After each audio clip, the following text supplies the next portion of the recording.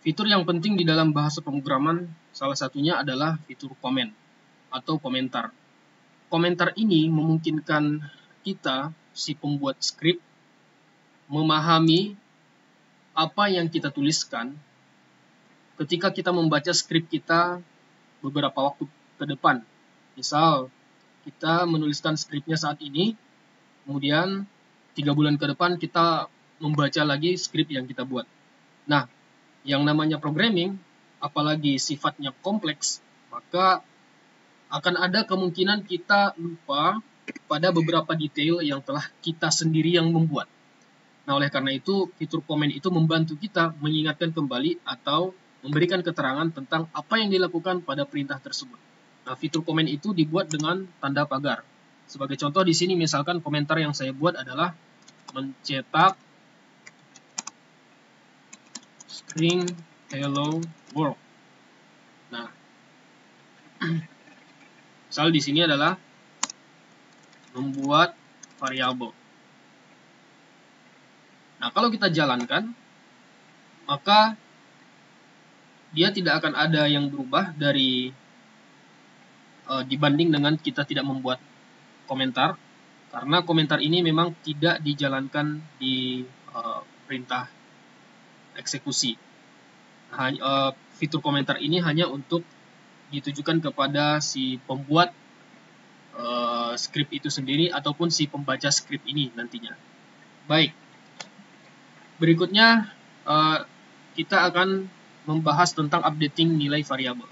Untuk itu saya hapus dulu terlebih dahulu yang lainnya.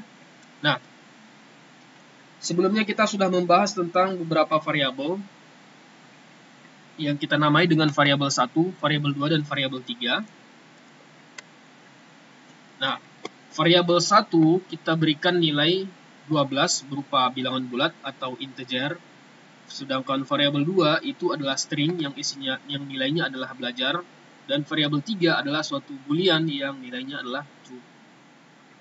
Nah, penting untuk kita ketahui bahwa bahasa pemrograman atau programming itu dia membaca skrip perintah itu dari atas ke bawah, dari kiri ke kanan. Artinya apa? Semua yang berada pada baris-baris yang awal itu akan dibaca terlebih dahulu, lalu kemudian masuk ke baris berikutnya. Sebagai contoh di sini yang akan dibaca terlebih dahulu adalah komentar, hanya saja tidak dijalankan apa-apa karena Python membaca ini sebagai komentar yang tidak perlu diproses. Kemudian variabel 1 ini akan dibaca oleh Python sebagai suatu variabel yang ditugaskan dengan nilai 12. Lalu kemudian ke bawah baris 3, lalu kemudian ke baris 4. Artinya dia dilakukan secara berurutan dari atas ke bawah. Lalu bagaimana kalau kita misalkan di sini menuliskan variabel 1 sama dengan 14? Apa yang akan terjadi pada saat kita mencetak variabel 1? Kita periksa.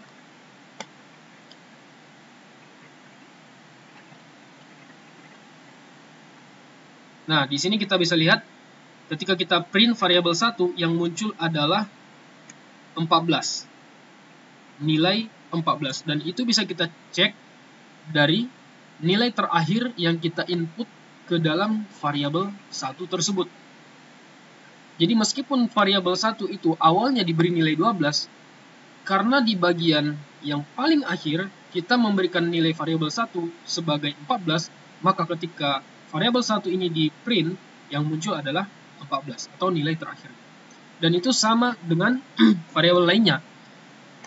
Misal sebagai contoh untuk variabel 2, sekarang kita tugaskan ulang atau rewrite, tulis ulang sebagai 15. Nah, ketika kita tuliskan sebagai 15, di sini kita bisa melihat bahwa awalnya variabel 2 ini ditugaskan dengan suatu string yang nilainya belajar. Lalu kemudian kita menuliskannya kembali dengan suatu integer. Apa yang akan terjadi kalau kita print variabel 2 tersebut? Nah, yang akan terjadi sama dengan variabel 1 tadi, dia akan mencetak nilai terupdate atau nilai terakhir dari yang kita berikan. Misal, bisa kita lihat di sini, variabel 2 dengan nilai 15 adalah updatean terakhir untuk variabel 2. Jadi ternyata overwriting atau penulisan ulang untuk variabel itu bisa dilakukan dengan tipe yang berbeda dari awalnya string menjadi integer.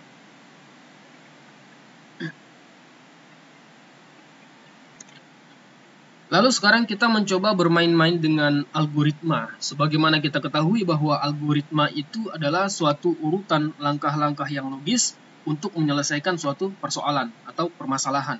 Nah, di sini kita melihat urutan. Misal, saya membuat di antara variabel 2 dan variabel 3 yang kita tuliskan di awal tadi, saya tuliskan di sini variabel 1. Isinya adalah cerdas. Lalu saya akan fokus untuk mengecek nilai dari variabel 1 ini. Ketika kita jalankan, saya jalankan,